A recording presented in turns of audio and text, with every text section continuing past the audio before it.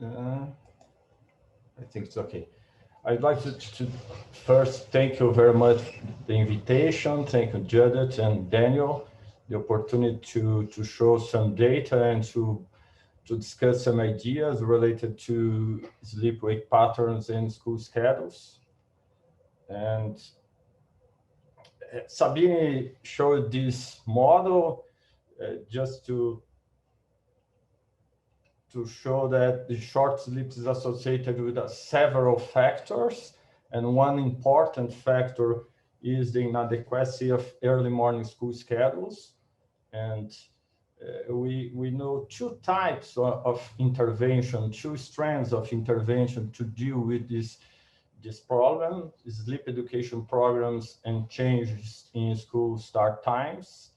We have done studies in both of these types of intervention, but today I will show some recent data that we have collected in the last 2 years. Talking about sleep education programs, we know that it's easier to increase knowledge about sleep, but it's more difficult to change sleep behavior. It depends on motivation and readiness to change. So most of the sleep education programs are not succeeded in change sleep behavior. When you talk about changes in school start times, there is a consensus among researchers that delayed start time is a good intervention. There are some studies, investigation if afternoon classes can be an option. And I show some data related to changes in school start times. We have done a study in a school changing the school start time. Here, I think this, changing the school start time in 1 hour. So we have actigraph data from 40 students 1 week before, 1 week during the change, and 1 week after the change. So we have 21 days of actigraph recordings, and we got some data on sleepiness, on mood, but I will show just sleep data today. Oh no, I made a mistake here. It's better. Okay, so we can see that sleepiness during the change was reduced during the week during the change, and bedtime was the same during the 3 weeks, but wake up time was later during the change in school start time, resulting in longer sleep duration.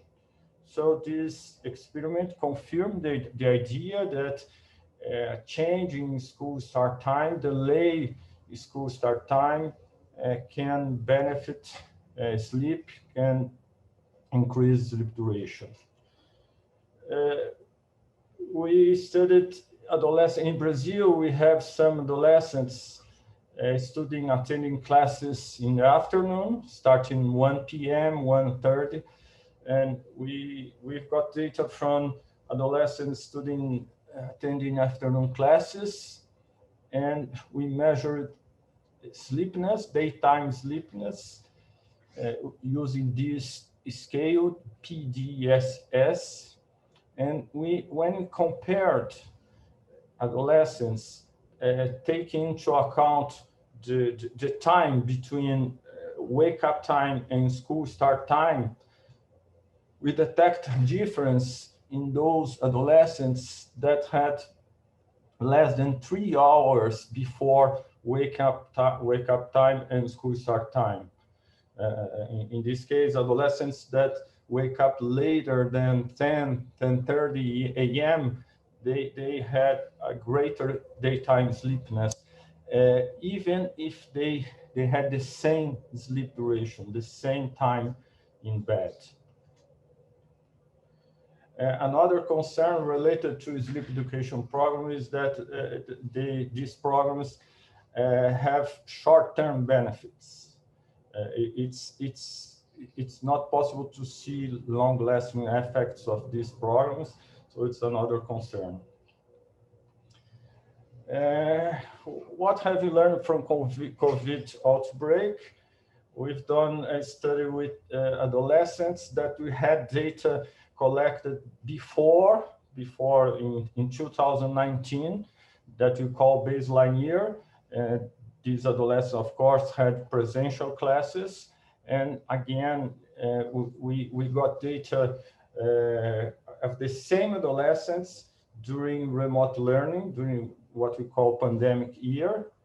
And we see it's clear that during pandemic year, there was an increase in adolescents sleeping the recommended time in bed, more than 8 hours. So this number was from 25% of adolescents to 85% of adolescents sleeping the recommended time in bed. And there was a reduction of the frequency of naps, daytime naps in these adolescents. So we conclude that changes in adolescent sleep during COVID-19 outbreak revealed the inadequacy, actually confirm that early morning school schedules are inadequate. So we have proposed, we published this paper 2 years ago, that we need to move toward flexibility. As far as I know, there's just one study that investigated the effect of a flexible system in school. Actually, the students had the opportunity to choose between start classes at 8 or 9 a.m.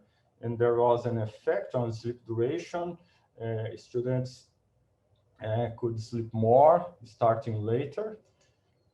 And so we have proposed that we need to move toward a flexible system. And this term, forbidden zones for sleep, was coined some decades ago. And inspired in this term, I have used this term, forbidden zones for synchronous classes. We need to plan another schedule of classes, a flexible system, and between 7 and 9 a.m. and between noon and 2 p.m. we need to not have synchronous activities, synchronous classes, only asynchronous activities, and the synchronous classes must occur between 9 and 12 and after 2 p.m. So as a summary, delay school start times are necessary but not sufficient intervention in order to reduce daytime sleepiness in adolescents.